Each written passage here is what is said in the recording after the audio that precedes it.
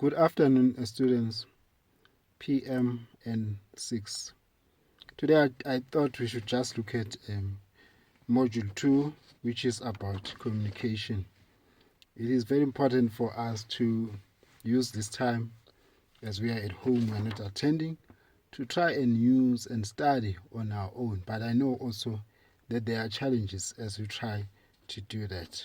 So just for us to understand this chapter, it's important for us to underline two key things here. First of all, this module, you need to understand the meanings and the definitions. So in the definitions, like, you have to understand that in communication, it's a process whereby the message is being sent, either verbally or it can be a non-verbal message. In other words, verbally, it can be a spoken message. In a non-verbal, it's a message which is written, or it's a text message, or even an email. Then there is a sender of that message. In other words, the message is being referred to somebody, or somebody is an encoder. And then the receiver of the information is a person who decodes that information, who receives the information. And now there is a channel of communication, or rather there is media. In other words, in between the sender and the receiver, there can be a face-to-face, there can be telephone, there can be computer or a lecture, to make sure that the message is being is going through.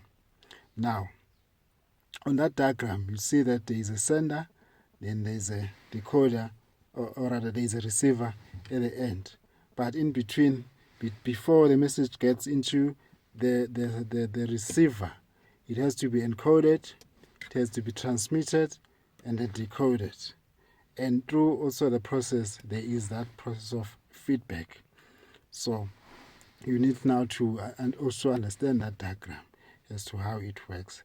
That communication is really a two-way process, whereby there is a sender as well as the receiver of the information.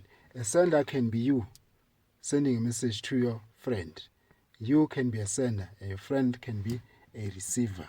And if you pick up a phone, you are using now the media, using a telephone.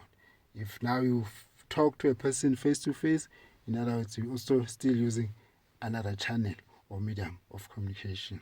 So in a nutshell, there you just need to understand that those definitions, those words, in other words, you can be asked to explain the importance of effective communication in the workplace. There you need now to understand that diagram. Now you move on to the next page. The next page, it's really about communication effectiveness. So there you are expected to understand barriers to communication. There is quite a number of barriers to communication. As you can see, the first point being the noise. Noise can be a barrier or distortion, whereby a sender is trying to send the information to the receiver, but due to the noise, that noise can actually disturb that communication. There's also filtering. Filtering is about a person trying now to spice up the information due to maybe they want the message to be more acceptable. Then it is now a filtered message. So that can also be a barrier, because the original message can sort of also be distorted due to the fact that a person wants the message to be more acceptable. Then there's also selective perception, which is also about now a receiver who is now trying to make sense of the message by selecting things that they want to hear.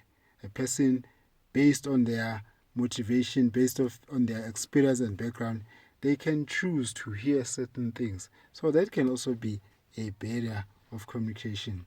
Emotions are also a barrier, whereby depending on how a person feels, can either be a person is excited, or a person is sad, or a person is actually not feeling well. So the emotions can also be a barrier in communication. The language as well can also be a barrier. Reference group, non-verbal communication, physical environment, all those up to communication overload.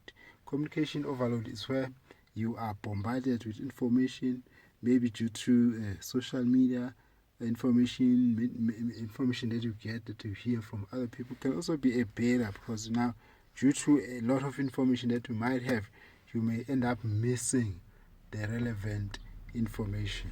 So just for today, I don't want us to have a lot of information. Maybe just for you can just go and have a sort of a homework where you discuss barriers of communication.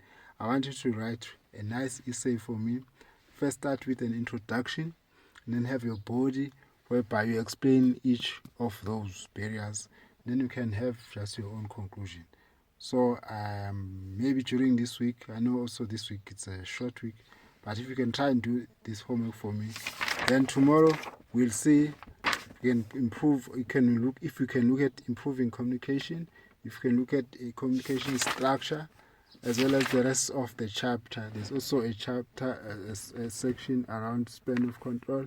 I also want us to have a look at that, and then we will look at the difference between line and staff manager, the impact of structure for management. So we'll look at the rest of the chapter as we move along. But please, let's use this time. Let us try and study. I have question papers that I will also be preparing some questions for you, so that you keep on practicing until such time that we come together and then we prepare for the exams. And for now, goodbye.